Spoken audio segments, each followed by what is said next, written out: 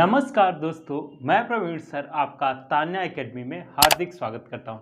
दोस्तों, यह रामबाण सीरीज का तीसरा वीडियो है। इससे पहले दो वीडियो में मैंने आपसे कुछ अच्छे क्वेश्चनों के बारे में डिस्कस किया और आज भी वही कार्य करने के लिए मैं उपस्थित हुआ हूँ। तो दोस्तों, देर ना करते हुए हम बात करते हैं किसकी, क्वेश्चनों के। तो दोस्तों, पहला क्वेश्चन, किस यज्ञ में 25 यूपों का प्रयोग का विधान था? ए राष्ट्रीय, बी पुरुषमेघ, सी अश्वमेघ, डी वाजपेय। दोस्तों, इस क्वेश्चन का आंसर पुरुषमेघ यज्ञ है।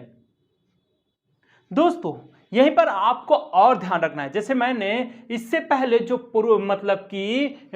जो रामबाण सीरीज चालू की है उसमें मैंने इन यज्ञों के बारे में आपसे बात की थी, लेकिन यहां पर आपसे क्वेश्चन पूछा गया था कि 25 यूपों का प्रयोग किस यज्ञ में किया गया है। दोस्तों, यूप का मतलब जो यज्ञ वेदी है, जो यज्ञ वेदी हैं उन्हें क्या कहा जाता है? यूप कहा जाता है। तो मतलब 25 यूप किस में बनाए जाते थे? पुरुषमेघ यज्ञ में बनाए जाते हैं। इसी तरीके से और भी आपसे क्वेश्चन पूछा जा सकता है। तो दोस्तों, आपसे पूछा जा सकता है अश्वमेघ यज्ञ में कितने यूप का प्रयोग किया जाता था? 16। दूसरी चीज पूछी जा सकती है, वाजपेयी यज्ञ में कितने यूपों का प्रयोग किया जाता था? तो 21 यूपों का प्रयोग किया जाता था। जैसे मैंने पिछले वीडियो में बताया था कि सर्वाधिक जो अश्वमेघ करने वाला व्यक्ति कौन था? वह था मयूर शर्मन, जिसने 18 अश्वमेघ यज्ञ किए थे। दूसरी बात मैंने आपको बताई थी, अगर इस परिप्रेक्ष्य में आपसे नहीं पूछेगा तो प्रवर सेन के परिप्रेक्ष्य में पूछेगा, और उन्होंने कितने अश्वमेघ यज्ञ करवाए थे? 4 अश्वमेघ यज्ञ करवाए थे। तो दोस्तों, हम यहां पर कुछ नोट पॉइंट लिखेंगे जिसमें कि आपको पता होना चाहिए कि किस यज्ञ में कितने यूप का प्रयोग किया जाता था। तो लिखिएगा पुरुषमेघ यज्ञ, पुरुषमेघ यज्ञ 25, अश्वमेघ यज्ञ, अश्वमेघ यज्ञ 16, वाजपेयी यज्ञ, वाजपेयी यज्ञ 21।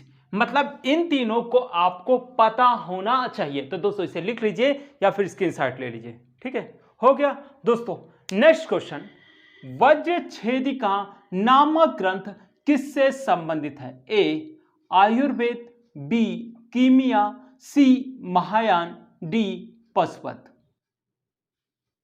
दोस्तों, इस क्वेश्चन का आंसर होगा महायान। क्या होगा? महायान होगा। दोस्तों, यहीं पर और आपको ध्यान रखना है कि वज्रछेदिका का संबंध किससे है? महायान से है। तो आपको यह भी पता होना चाहिए हीनयान और महायान का विभाजन कब हुआ था? चतुर्थ बौद्ध संगीति में हुआ था। और दोस्तों, वज्रछेदिका ग्रंथ की रचना अशंग ने की थी। किसने की थी? अशंग ने की थी। तो आपको यह भी पता होना चाहिए। तो लिखिएगा वज्रछेदिका ग्रंथ, वज्रछेदिका ग्रंथ अशंग ने लिखा था। ठीक है दोस्तों, इस चीज को आपको पता होना चाहिए। तो दोस्तों, नेक्स्ट क्वेश्चन, कौटिल्य के अर्थशास्त्र में वर्णित प्रणय कर का अर्थ था?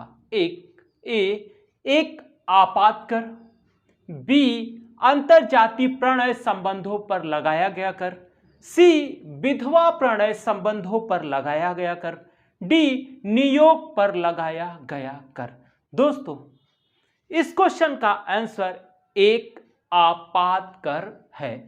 दोस्तों, यहीं पर आपको एक चीज और ध्यान रखना है कि आपसे पूछा गया है कि आपात के सब बारे में जो जानकारी है, क्या है?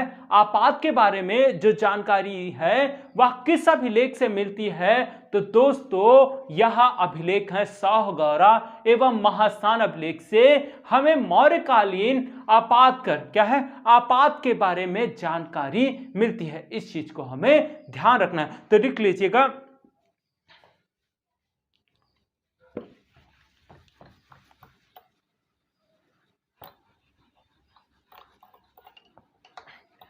सोहगौरा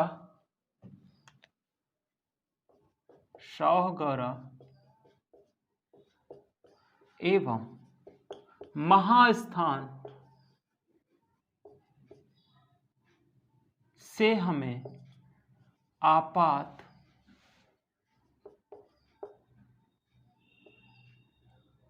काल के बारे में जानकारी मिलती है।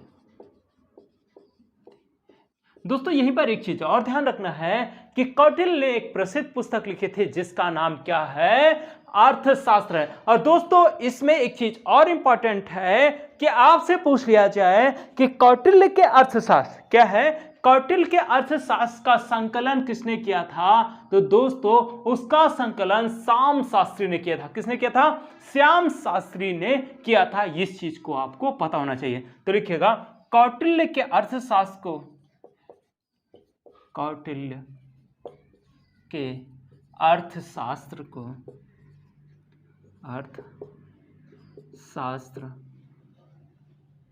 का संकलन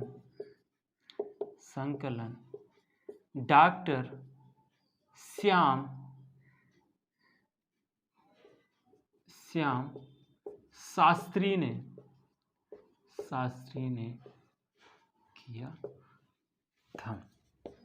नेक्स्ट आपको पता होना चाहिए कौटिल्य का अर्थशास्त्र किससे संबंधित पुस्तक है। इस तरीके के क्वेश्चन आपको पीजीटी, टीजीटी, हायर एजुकेशन हर जगह देखने को मिलते हैं। तो कौटिल्य का जो अर्थशास्त्र था दोस्तों वह राजनीति पर लिखा गया ग्रंथ था। दोस्तों नेक्स्ट क्वेश्चन, कौन मेगास्थनीज द्वारा वर्णित मौर्य समाज के 7 वर्गों में सम्मिलित नहीं थे। ए दास, बी योद्धा, सी शिल्पकार, डी कृषक। दोस्तों इसका आंसर ए है दास। दोस्तों मेगास्थनीज ने बताया, क्या है, मेगास्थनीज ने बताया कि भारतीय समाज 7 वर्गों में बटा था। कितने वर्गों में, 7 वर्गों में बटा था। उसमें दास वर्ग सम्मिलित नहीं था। ऐसा मानता था कि यहां पर कोई दास नहीं होते थे।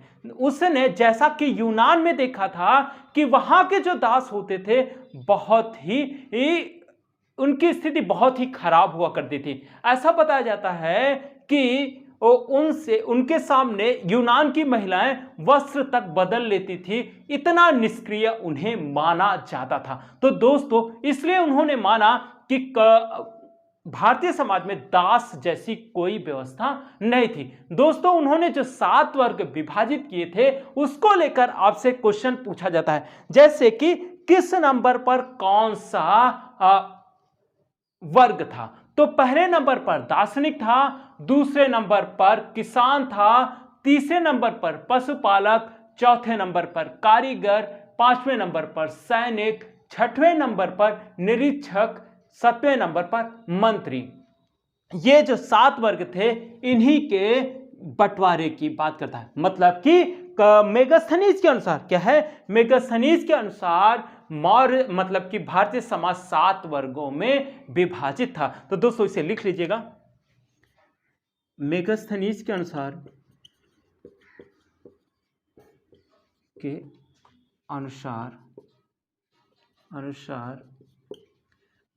भारतीय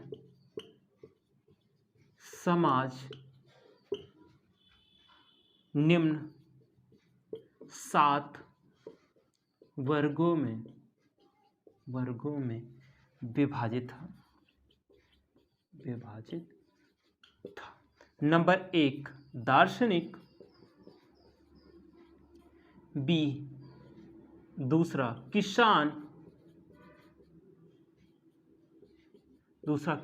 तीसरा दार्शनिक, किसान, पशुपालक,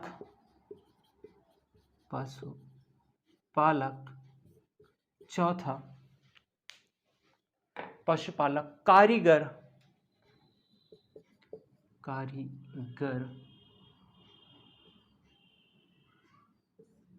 पांचवा सैनिक, छठवा निरीक्षक, निरीक्षक, 7वां मंत्री। दोस्तों इस तरीके से मतलब मेगास्थनीज ने क्या बताया कि भारतीय समाज 7 वर्गों में विभाजित था। और यहीं पर एक चीज आपको पता होनी चाहिए कि मेगास्थनीज की प्रमुख रचना का नाम क्या है, इंडिका है। और यहीं पर एक चीज और आपको पता होनी चाहिए कि मेगास्थनीज के इंडिका क्या है, मेगास्थनीज के इंडिका का अंग्रेजी अनुवाद किसने किया था, तो मेगास्थनीज की इंडिका का अंग्रेजी अनुवाद मैकम्ब्रेंडल ने किया था। तो लिख लीजिएगा, मेगास्थनीज, मेगास्थनीज की इंडिका का अंग्रेजी अनुवाद, अंग्रेजी अनुवाद मैकम्ब्रेंडल ने किया था, मैकम्ब्रेंडल ने किया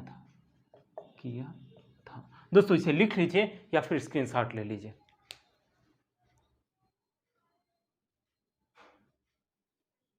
हो गया दोस्तों।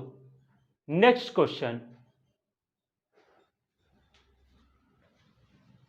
संगम साहित्य में वर्णित कनग्गी है ए एक पक्षीय प्रेम, बी अनुचित प्रेम, सी तमिल महाकाव्य की नायिका, डी व्यापारियों का समूह। दोस्तों इस क्वेश्चन का आंसर होगा तमिल महाकाव्य की नायिका। दोस्तों ध्यान देने वाली बात है, इस चीज का उल्लेख क्या है, इस चीज का उल्लेख कहां किया गया है, सिलप्पदिकारम में किया गया है। और इसी में प्रेम संबंध के बारे में उल्लेख भी किया गया था। होता क्या है दोस्तों, एक व्यापारी होता है कोवलन, कौन होता है, कोवलन, को व्यापारी का पुत्र होता है कोवलन, जिसका विवाह किससे हुआ होता है, कनग्गी से हुआ होता है। और कहते हैं कि शुरू में उनमें बहुत प्रेम हुआ करता था, लेकिन होता क्या है कि यह बहुत बड़ा व्यापारी था, तो क्या करता है, एक बार यह नृत्य देखने के लिए जाता है। कहां पर, नृत्य देखने के लिए जाता है। और उस नृत्य का वो जो नृत्य करने वाली महिला थी उसका नाम था माधवी। और उसी से क्या हो जाता है, कोवलन को प्रेम हो जाता है। और एटलीस्ट होता क्या है कि कोवलन उसी के ऊपर अपना सारा धन व्यय कर देता है। और इस सारी कहानी क्या है, जब संगम साहित्य में अपने क्लास की टॉपिक में पढ़ाऊंगा तब इस सब चीजों के बारे में और बातें करेंगे। तो दोस्तों इसमें कोवलन और कनग्गी के विवाह का विवरण है। और दूसरी चीज क्या है कि माधवी एवं कोवलन के प्रेम का विवरण दिया गया है। तो इस चीज को आपको ध्यान रखना है। इस क्वेश्चन का आंसर जैसे मैंने बताया था कि तमिल महाकाव्य की यहां नायिका थी। नेक्स्ट क्वेश्चन, काकड़ाव प्राचीन का नाम है, काकड़ाव प्राचीन नाम था, ए अजंता का, बी भरहुत का, सी नागार्जुनी कोंडा का, डी सांची का। दोस्तों इसका आंसर होगा सांची का।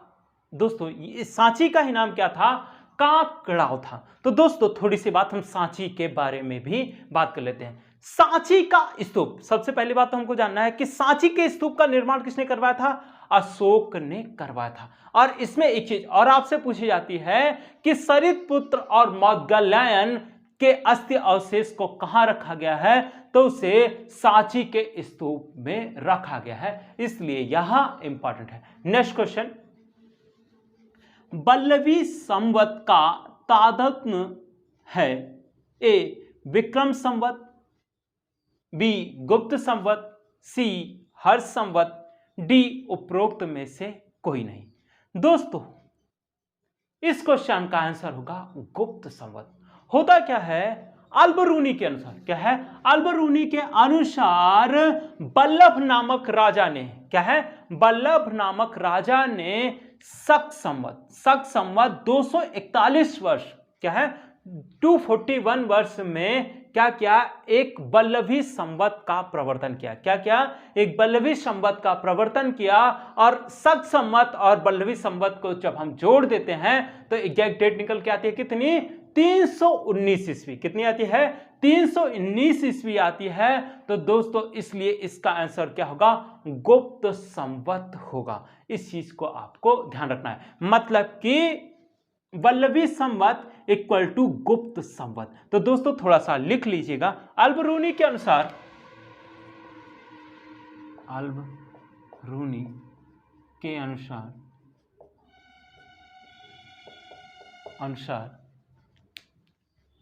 बल्लभ नामक राजा ने,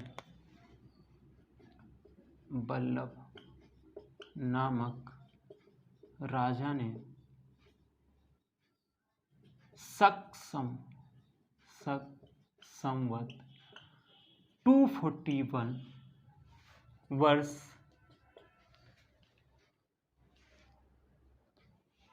बाद वल्लभी में एक संवत चलाया था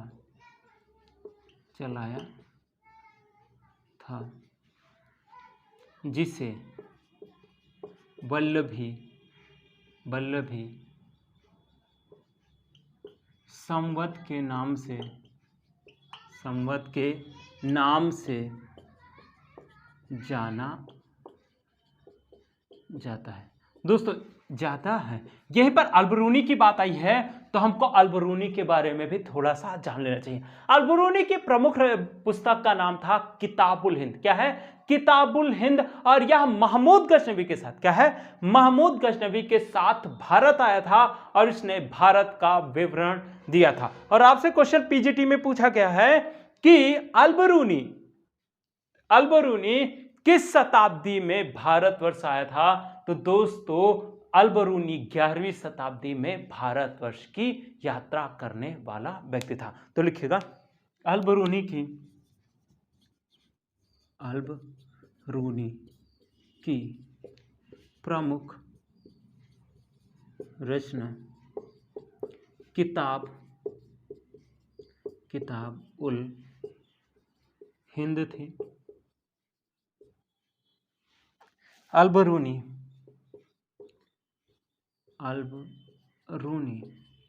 महमूद गजनवी के साथ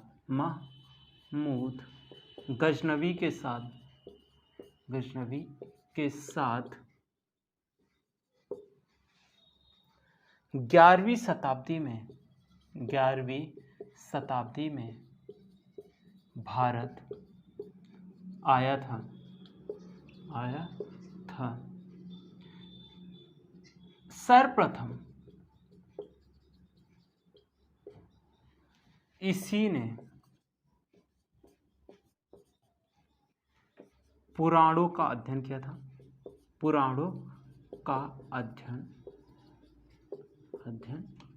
था।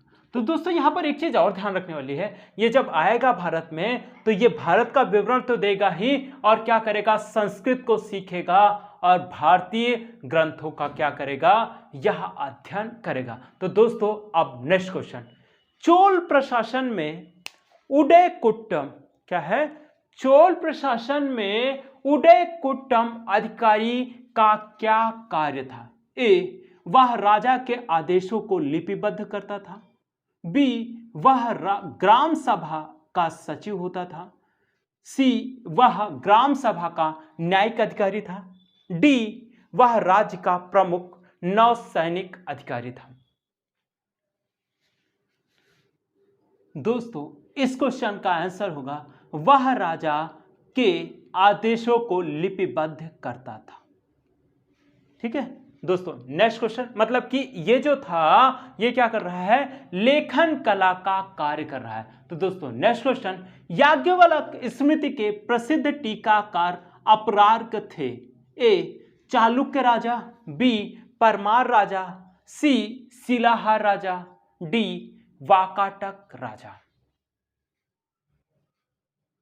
दोस्तों इस क्वेश्चन का आंसर होगा शिलाहार के राजा कौन थे? अपरार्क थे, जिन्होंने याज्ञवल्क्य स्मृति पर क्या लिखी थी? टीका लिखी थी। तो दोस्तों जब बात आई है किसकी? याज्ञवल्क्य स्मृति की, तो याज्ञवल्क्य स्मृति के टीकाकार और लोग भी रहे हैं जिनके बारे में आपको जानना है, क्योंकि आपसे अभी किसके बारे में पूछा है, अप्रार्क के बारे में पूछा है, तो आगे और के बारे में पूछा जा सकता है। तो याज्ञवल्क्य स्मृति के टीकाकार जो थे वो थे विश्वरूप, कौन थे, विश्वरूप एवं विज्ञानेश्वर तथा अप्रार्क। तो ध्यान रख के लिख लीजिएगा, याज्ञवल्क्य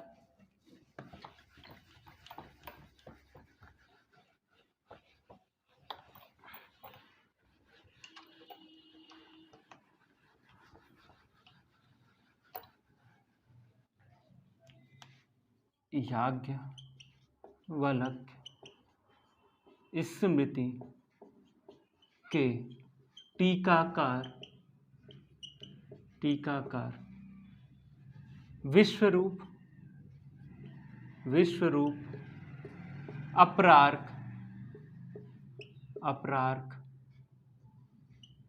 अप्रार्क एवं विज्ञानेश्वर। दोस्तों जैसे कि यहां पर याज्ञवल्क्य स्मृति के बारे में पूछा गया है, इसी तरीके से आपसे कई बार क्वेश्चन पूछा गया है मनुस्मृति को लेकर। किसको, मनुस्मृति को लेकर पूछा गया है। तो दोस्तों मनुस्मृति की रचना किसने की थी, मनु ने की थी, या भारतीय हिंदू धर्म की प्राचीनतम कानून की पुस्तक मानी जाती है। तो मनुस्मृति के जो टीकाकार हैं उनके बारे में भी आपको पता होना चाहिए। तो मनुस्मृति के जो टीकाकार या भाष्यकार थे वह थे मेघातिथि, कौन थे, मेघातिथि, गोविंदराज एवं कुल्लूक भट्ट। तो लिखिएगा मनुस्मृति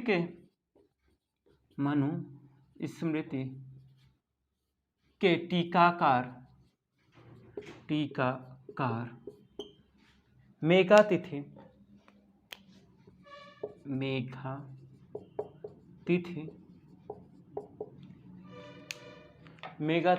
गोविंदराज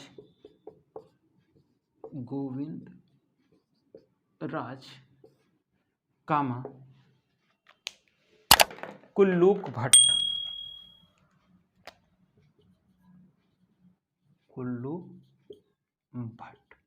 तो दोस्तों आज के लिए इतना ही। अगर ये वीडियो आपको पसंद आई हो तो क्या करिएगा, इस वीडियो को ज़्यादा से ज़्यादा तक लोगों तक पहुंचाने का कष्ट करिएगा। आज के लिए इतना ही, थैंक यू।